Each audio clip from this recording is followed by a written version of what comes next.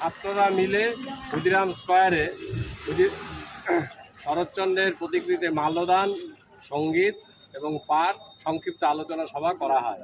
আপনারা জানেন, ভারতবর্ষে রেনেসাঁ আন্দোলনের মধ্য দিয়ে শরৎচন্দ্রের আবির্ভাব।